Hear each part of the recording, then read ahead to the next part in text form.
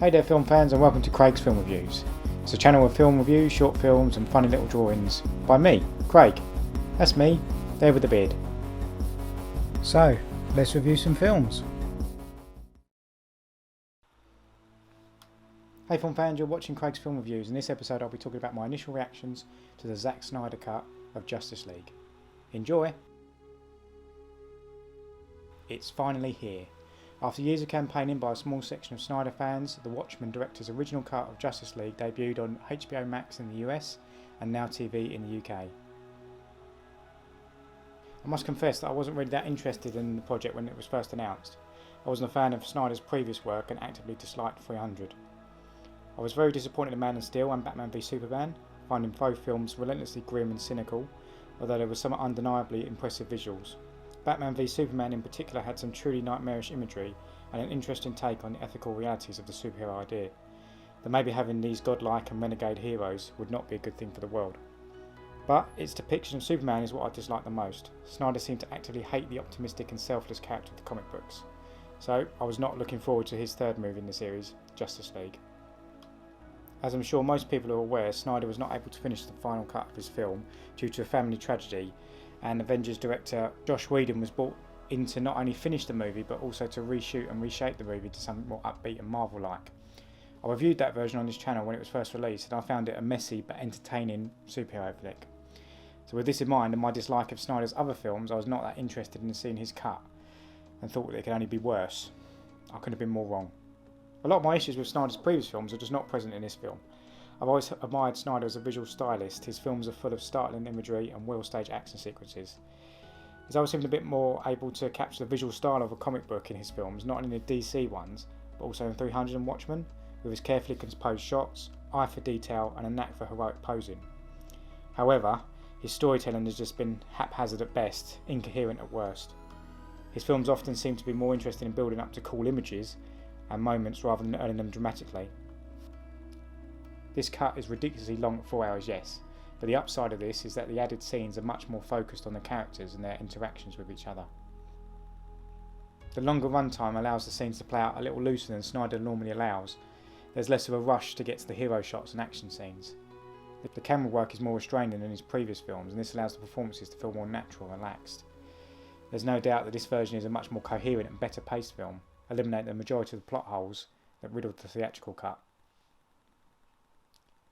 This cut also removes a lot of the snarky humour and glibness that is Joss Whedon's trademark. Although it's not humorless, now the jokes come more naturally and seem like character beats rather than wisecracks, and with the recent revelations about Whedon's on-set behaviour, perhaps that trademark snark is really just a thinly veiled nastiness. There's a lot more time for backstory as well with this longer cut. This makes the most difference to the character of the Flash, who now gets a truly stunning introduction that was completely absent from the theatrical cut, but most importantly, Cyborg. Ray Fisher, who plays the character, has been the most vocal of the cast about his treatment on the film, accusing Whedon and some of the producers of bullying and discrimination, and it was his character who was changed the most in the reshoots.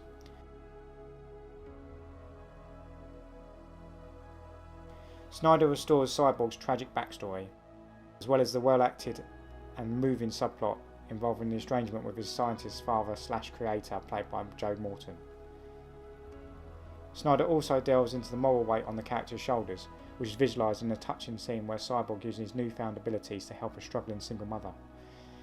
With these scenes restored and Fisher's terrific performance reinstated, Cyborg becomes the most interesting character in the film, rather than the boring non-entity that he is in the original version. Overall, this is the most tender and human movie Snyder has made to date. There are more close-ups and reaction shots than are normally seen in a traditional blockbuster movie, and this ups the human element. These characters seem to generally form a bond in this movie, something that I don't feel the Avengers movies really managed.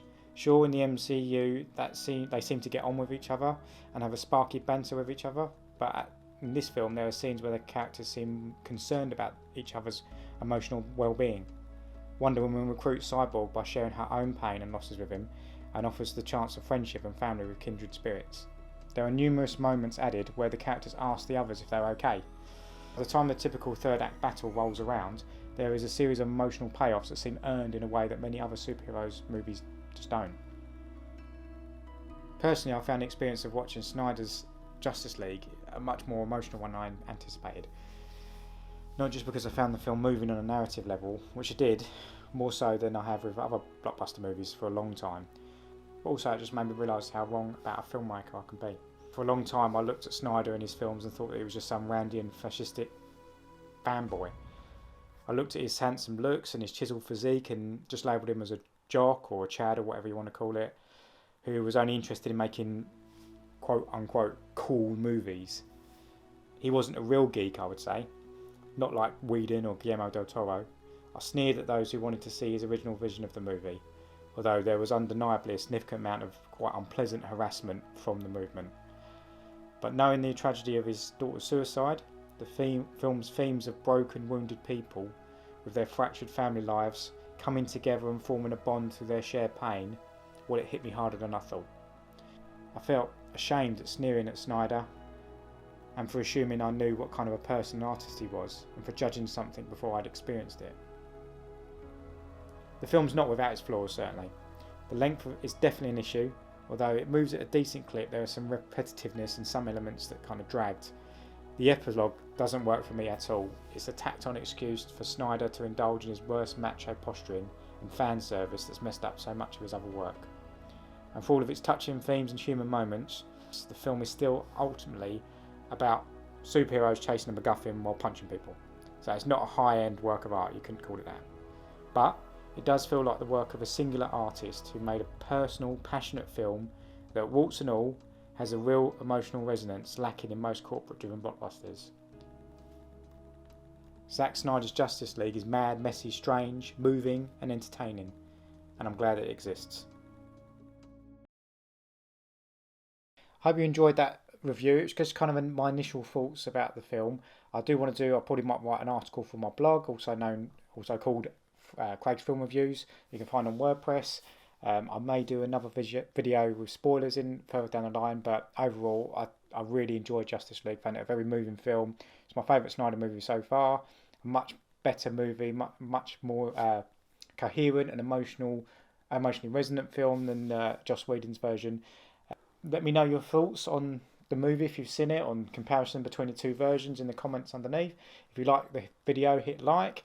If you want to see more reviews and little short films and videos that I make, hit subscribe. And also, like I said, check me out on my blog on Craig's Film Reviews on WordPress. Thanks for watching, guys.